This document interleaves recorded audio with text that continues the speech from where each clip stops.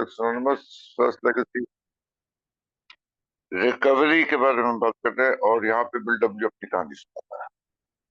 और हम पहुंचे हैं पेज 55 के थर्ड पैराग्राफ पे और सेकंड पैराग्राफ के अंत होते होते बिल डब्ल्यू कहता है, I slid down to a state where I was drinking, I was not drinking dreams of power, I was drinking to numb the pain and to forget. Let's open page 5 of the big book. Top of page 5. Liquor ceased to be a luxury, it became a necessity.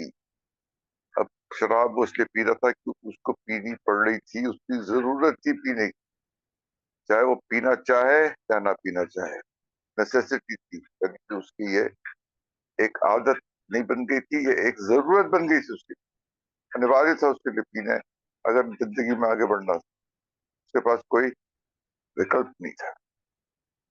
और इसके होते होते all of eight once एकदम से क्या हुआ, depression आ गया था, आर्थिक हालत पूरी दुनिया की खराब। लेकिन इसके अंतर्गत ऑल एट वंस होकर है। अब ये कहानी में एक छोटी सी कहानी, at the very bottom of the depression, यानी कि जो डिप्रेशन का भी निचला स्तर था, there came a business opportunity, एक व्यवसायिक अवसर प्राप्त हुआ that might have made millions for Lois in, बहुत बड़ा पैसा, मिलियंस की बात करता है, डॉलर्स। और वो यहाँ पे क्या दिख रहा है, फॉर लुइस एंड मी, देखो अपनी बीवी के बारे में सोच रहा है, मेरा बहुत पैसा था, मेरे लिए बहुत पैसा था, लुइस के लिए भी बहुत पैसा था यार, लुइस मेरी पत्नी, हम दोनों के लिए इसमें एक बहुत अच्छा अवसर था कि हम अपनी जिंदगी आर्थिक रूप से संवार। But I had to sign a contract, लेकिन एक समझौता करना था, एक ठेका, एक शर्त माननी थी, which bound me legally not to drink, यानी कि कानूनन रूप से ये अनिवार्य था, ये जरूरी था कि वो इस समझौते के दौरान शराब ना पिए, during the life of the agreement which might be long.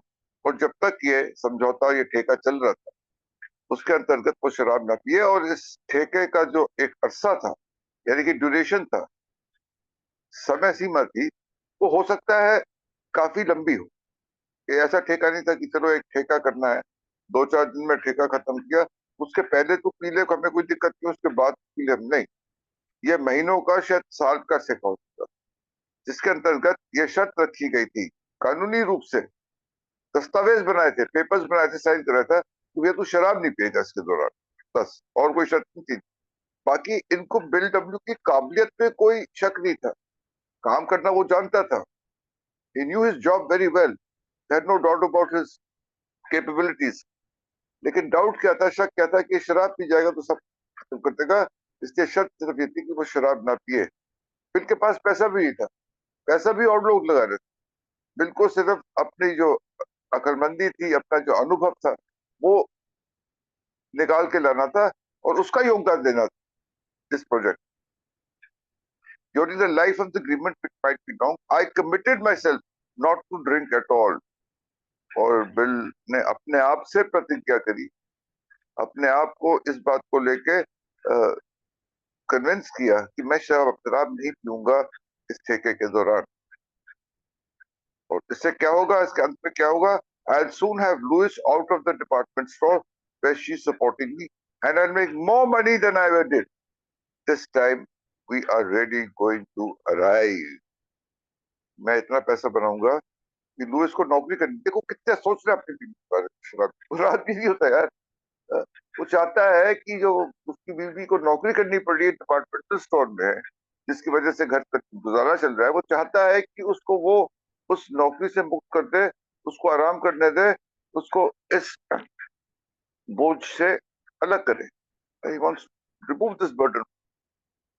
और वो चाहता है कि वो ऐसे करके वो इतना पैसा बनाए, इतना पहले कभी नहीं बना, और ये अवसर था, ये हो सकता। तो यह क्या सोच रहा था, इस अवसर के बारे में सोच रहा था, उस प्रतिज्ञा के बारे में सोच रहा था, उस समझौते के बारे में सोच रहा था, अपनी बीवी के बारे में सोच रहा था। और इस सब को सोचते सोचते वो इस बात पे आया कि this time we are ready going to arrive. Bill story says I had arrive. Arrive का मतलब यहाँ पे हुआ कि कहीं पहुंच नहीं गया था, एक ऐसे मकाम पे पहुंच गया था जहाँ पे सब कुछ उसको हासिल हो गया। वो पहुंच गया था वहां जब वो पहुंचना चाहता था। उसने अपनी मंजिल हासिल कर ली, आर्थिक रूप से और सामाजिक रूप से और एक प्रतिष्ठा के अंदाज से। अराइव का मतलब ये होता है। तो वो यहाँ पे ये सोच रहा था कि ये अगर कॉन्ट्रैक्ट को पूरा कर लेता है तो आखिरकार जाके वो उस मकाम पे पहुंच जाएगा, उस मंजिल अपनी प्राप्त कर arrive. We Vermonters set great store by our contracts. इसका मतलब ये हुआ कि वर्मोंट के रहने वाले लोग, इस छोटे से शहर से बिडब्ल्यू आता था, वो कहता था हम वर्मोंटर्स जो है ना जबान के पक्के हैं। Set great store bye contracts, यानी कि एक चीज बोल दी, एक समझौता कर लिया, तो उसको अंत तक पूर्ण रूप से हम परिपूर्ण करते हैं और उस समझौते को रखते हैं। I really meant to keep my agreement, और मेरा भी ये इरादा था कि जो मैंने समझौता किया है, जो शर्त मैंने मानी है, उसको आगे तक मैं उस पर अमल करूं। For 2 or 3 months I did stay absolutely sober. 2-3 महीने तक एब्सोल्युटली सोबर मतलब शराब को हाथ भी नहीं लगाया, सोबर रहा। The new business operations began, और ये जो ऑपरेशन था, प्रोजेक्ट था, उस पर काम करना शुरू हो गया। And I went on a trip to look for overland industry. अब इसके अंतर्गत क्या था, वो इंडस्ट्रीज आइडेंटिफाई कर रहे थे, यानी कि वो कौन से उद्योग थे, कौन सी फैक्ट्रीज थी, कौन सी कंपनियां थी, जहाँ पे कैसा काम हो रहा था जिसमें निवेश करा जा सकता है। मतलब इसमें रिसर्च वर्क हो रहा था, और वो रिसर्च वर्क सिर्फ कागजों में नहीं हो रहा था, वो भ्रमण कर रहे थे, टूर कर रहे थे, घूम रहे थे, एक जगह से दूसरी जगह जाके हर एक फैक्ट्री को, इंडस्ट्री को विजिट कर रहे थे, उसके कार्य को देख रहे थे, उनके कार्यकर्ताओं को देख रहे थे, उनके प्रोडक्ट्स को देख रहे थे कि वो क्या बना रहे हैं और उनका आगे भविष्य क्या हो सकता है। उसके बेस पे, उसकी बुनियाद पे वो ये फैसला कर रहे थे कि कौन सी कंपनी में कितना पैसा कब इन्वेस्ट करना चाहिए। वो अंधाधुंध नहीं कर रहे थे, वो एक एक भारी विश्लेषण ले रहे थे हर एक चीज का, और ये उनके प्रोजेक्ट का सार था। तो वो इसके अंतर्गत में ट्रिप पे गया एक इंडस्ट्री को देख।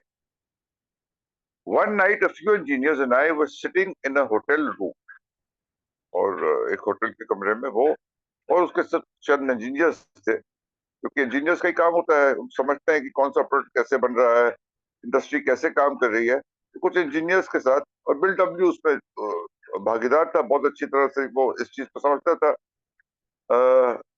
बिल स्टोरी में हमने पढ़ा भी था कि वो अपनी वाइफ के साथ मोटरसाइकिल पे और ईस्टर्न कोस्ट का उसने भ्रमण किया था यूनाइटेड स्टेट्स के, और कई इंडस्ट्रीज में गया था। उसके बेसिस उसने जो रिपोर्ट बनाई थी, उसकी वजह से उसको न्यूयॉर्क में बहुत सफलता प्राप्त हुई, वॉल स्ट्रीट में।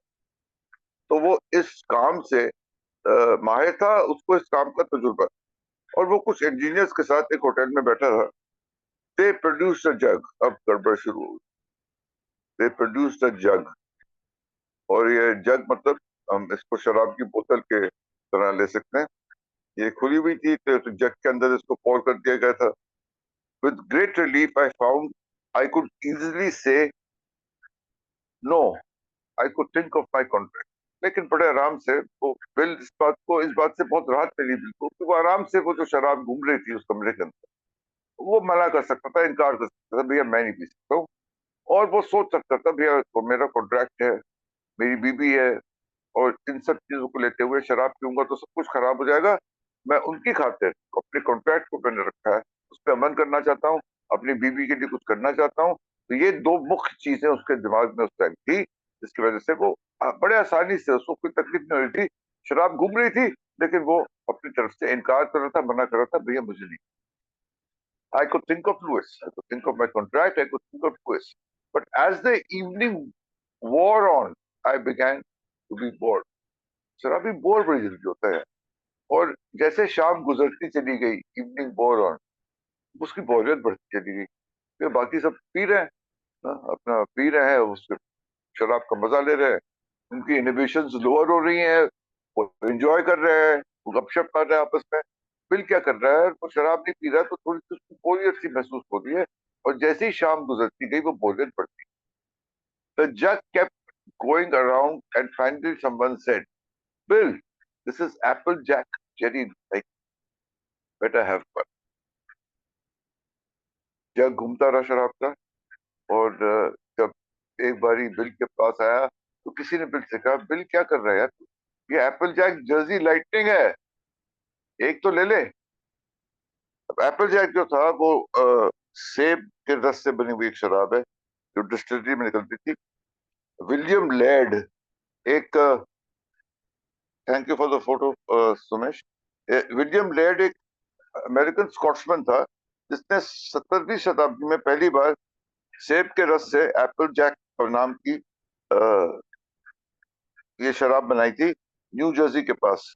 तो इसको जर्सी लाइटनिंग भी बोलते थे। Since 1780, sorry 18 century. तो 1780 में उसने पहली बार ये शराब बनाई थी, लेड, विलियम लेड, तो इसलिए इसको लेड्स एप्पल जैक का नाम दिया गया है। और ये जैक का मतलब होता है किसी चीज को अचानक फ्रीज करना। Jacket means to freeze it. तो उसको फ्रीज करके और उसका जो अल्कोहलिक कॉन्सेंट्रेशन उसको फिर बढ़ा दी जाती। तो इसका नाम एप्पल जैक था। लेड्स के निर्माता थे विलियम लेड, और इसको जर्सी लाइट के नाम से भी पुकारा जाता था। तो जब जब घूम रहा था उस कमरे में, तो किसी ने बिल से कहा कि ये बिल भैया क्या कर रहे हैं, एप्पल जैक जर्सी लाइटनिंग है, एक तो ले ले। आई suddenly realized that in all my drinking career I had never had any jersey light. अब बिल ने सोचा यार बहुत शराब पी है, रंगीन प्रकार की शराब पी है, खूब मात्रा में पी है, ये अरे एप्पल जैक कभी नहीं पिया जर्सी लाइट, ये तो कभी पी नहीं मैंने यार, ये कैसे रह गई। इंसैनिटी आ गई यार। Boys, one little shot won't hurt me। देखो ये इटैलिक्स में वर्ड है। ये एक, ये इंसैनिटी, ये पागलपन है। ये शराब ने अपना प्रूफ किया कैसी कनिंग, बैफ्टिंग एंड पावरफुल। ये शराब प्रूफ कर रही है कितनी सटल है। और ये शराब प्रूफ कर रही है कि बिल की जो इंसिडियस इंसैनिटी है, पहली ड्रिंक, वो कैसे उभर के सामने आई। One little shot won't hurt me. वो क्या सोच के पी रहा है यार, एक शॉट पीऊंगा यार। एप्पल जैक का चीज क्या है, उससे क्या होगा, कोई हानि नहीं करेगी मुझे। मेरे को याद आ रहा है मोरो डाल कर तुम कह रहे दूध में डाल दूं अगर थोड़ी ब्रांडी विस्की, तो क्या होगा, कुछ नहीं होगा यार, दूध के साथ बड़ी फर्स्ट क्लास कॉम्बिनेशन है, कुछ नहीं होगा, पी सकता हूँ। इंसैनिटी, ये इंसैनिटी बिल के ऊपर हावी हुई। वो कह रहा है one little short food inexplicably, यानी कि बिना किसी कारण के, बिना किसी समझ के, both Louis and my business promise faded. भूल गया क्या वादा किया था, क्या प्रतिज्ञाबद्ध था ये इस कॉन्ट्रैक्ट के पीछे, भूल गया। इसकी एक बीबी भी है लुइस, जिसके बारे में सोचता था उसको डिपार्टमेंटल स्टोर से मैं हटा दूंगा, तो काम करने की जरूरत नहीं पड़ेगी, हमारे पास फिर से बहुत पैसा होगा, उसको भी आराम दूंगा। ये दोनों चीजों के बारे में सोचता था जो वो इतनी गहराई से, इतनी दृढ़ता से, इतनी शिद्दत से, वो सब कुछ खत्म हो गया। उसको सिर्फ एप्पल जैक जर्सी लाइटनिंग दिखाई। I could think only of the apple jack in that moment. My insane obsession, दोनों चीजें बोल रहे हैं यहाँ पे। इंसैनिटी के बारे में भी बात कर रहा है, ऑब्सेशन के भी बारे में बात कर रहा है। इंसैनिटी का मतलब है कि उसकी सोच जो थी वो परिपूर्णता से हट गई। His thinking was impaired and incomplete। Obsession का मतलब है कि उसको एक चीज के बारे में दिमाग में आ गई थी, तो एक झूठ है, बिल्कुल झूठ चीज है कि वो नहीं पी सकता है एक दिन, लेकिन फिर भी उसका ऑब्सेशन उस झूठ को सच मानने को तैयार कर रहा कि नहीं, एक दिन से कुछ नहीं होगा। ऑब्सेशन और एक तीव्र सोच कि मैं पी सकता हूं, अपने आप को झूठ बोल। There followed by 3 days of complete oblivion। Then my new business partners called me on the phone and told me that the deal was off। उसके बाद क्या हुआ, 3 दिन तक कोई बेहोशी का आलम और कंप्लीट ओब्लिवियन, कुछ पता नहीं था उसको, वो कहाँ था, क्या कर रहा था।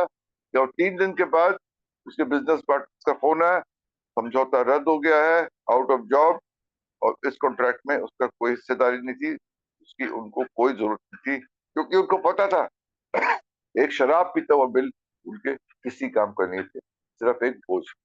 उसके अलावा ये जो खूबसूरत मौका मिला था, अवसर मिला था, खत्म। And now I ready began to perform. My mental disintegration proceeded rapidly and implacable.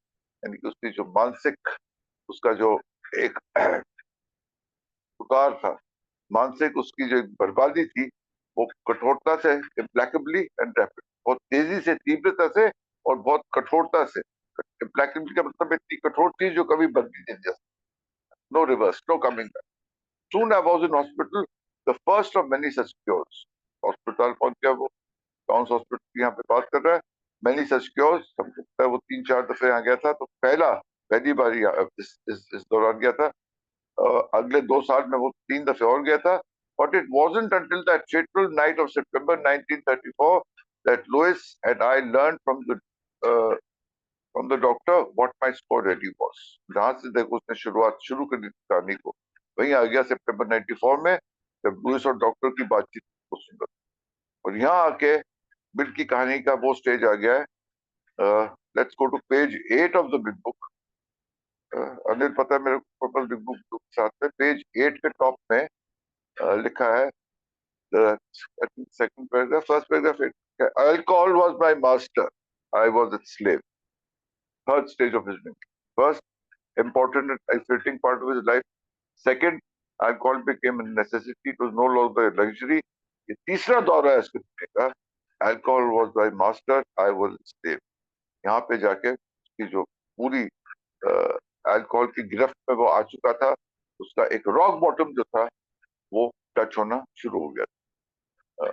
मेरे ख्याल से मैं I think I go with one more paragraph, we have the time. After leaving the hospital that month, I kept sober for a while on stark fear and constant vigilance. डर बहुत बुरी चीज है यार। स्टार्क फियर यानी कि केवल डर के मारे, लिखा उसने बिल स्टोरी में, उसमें लिखा है फियर सोबर्ड मी अ बिट। थोड़ी देर के लिए शराब नहीं पी, डर के मारे। अब इस सोब्राइटी की कोई बुनियाद नहीं, डर सोब्राइटी का कोई बुनियाद नहीं होती यार।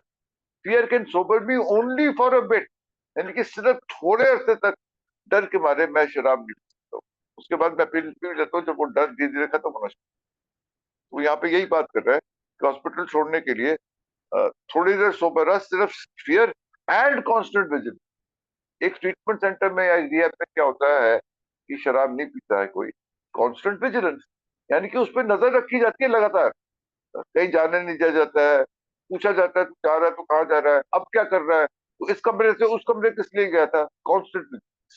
लेकिन ये शील्ड करने जो चीज है, it is doom to failure. Big book में लिखा हुआ है, any scheme to shield the alcoholic is doom to failure, big book says that. यहाँ पे यही था कि कांस्टेंट विजिलेंस और स्टार्क फियर से कुछ टाइम तक सोबर रखा जा सकता है शराबी। November came and I still had not had a drink. नवंबर का महीना आ गया, सितंबर से नवंबर आ गया, लेकिन अभी तक शराब नहीं पी थी। दिस वॉज अनऑर्ड ऑफ, ये बहुत ही अचंभे वाली बात थी, पहले कभी नहीं हुआ था, कभी नहीं सुना था ऐसा कि 3-4 महीने हो गए बिल्डअप शराब। The fear of getting drunk was getting hazier now. डर जो था वो दुरा पड़ता जा रहा, वो डर जो था वो बंद हो गया, डर खत्म हो रहा। I did not have to exert myself so much, I actually began to talk to people about alcoholism. मेरे को इतनी मेहनत नहीं लग रही शराब को ना करने की, लोगों से बातें करनी शुरू कर दी थी alcoholism. When I was offered drinks, I would volunteer the information I had acquired about the nature of my disease. शराबीपन के बारे में जो पता चला था डॉक्टर सिद्धवर से, वो लोगों को बताता था कि मैं नहीं तो मैं शराबी हूँ, तुम लोग समझा करो। I found this a defense against taking anything and also justification for my former condition. इसलिए नहीं पी सकता हूँ, और मेरी जो कंडीशन थी ना पहले, वो इसलिए थी कि मैं बीमार था, मतलब जस्टिफाई करता हूँ। मैं एक कारण बता रहा हूँ कि मैं पहले कैसा था, तो बीमार था यार, मैं पूरा justification for my form. Confidence was beginning to grow fast and my fear left. आत्मविश्वास बढ़ता चला गया, तो कॉकीनेस बोलते हैं, झूठा आत्मविश्वास, और वो जो डर था वो धीरे धीरे गायब होता गया। Somehow I managed to pick up a few dollars. Perhaps I was not such a serious case after all. I was proving I could stop. I had learned how. ये वो स्टेज है बिल स्टोरी की जब उसने सोचा था self knowledge would fix it. अब क्योंकि मुझे ज्ञान, क्योंकि मुझे सारा जो सूचना मिल गई है, सारी इंफॉर्मेशन मिल गई शराबीपन के बारे में, सेल्फ नॉलेज है, अब मैंने सीख लिया है शराबीपन के बारे में कि शराबीपन है क्या, क्या होता था मेरे को, क्यों पीता था मैं, अब नहीं पीता, क्योंकि अब मेरे को इस बात से परिचित हो गया हूँ, और मैं इस बात का मुझे ज्ञान मिल गया है। Self knowledge would fix it. अपनी स्टेज में की स्टोरी आ जाए, और आगे इसके बाद जो उसका लास्ट रिलैप्स होता है और वो कैसे से पहुंचता है, आर्बिट्रस डे 1934 की क्या दिलचस्प कहानी है, वो हम कल पढ़ेंगे। तो for the time being, back to you. Thank you very much. Thank you Atul, it was wonderful. And हमारे साथ राजेश जी जुड़े हुए हैं। राजेश जी जुड़े हुए हैं कि नहीं है, देखता हूँ पहले मैं। राजेश जी नहीं है हमारे साथ आज, ये तो दिख नहीं रहे। तो सबसे पहले तो रिकॉर्डिंग स्टॉप करते हैं यहाँ पे, अगर राजेश जी नहीं है तो। और फिर उसके बाद हम आगे बढ़ते हैं।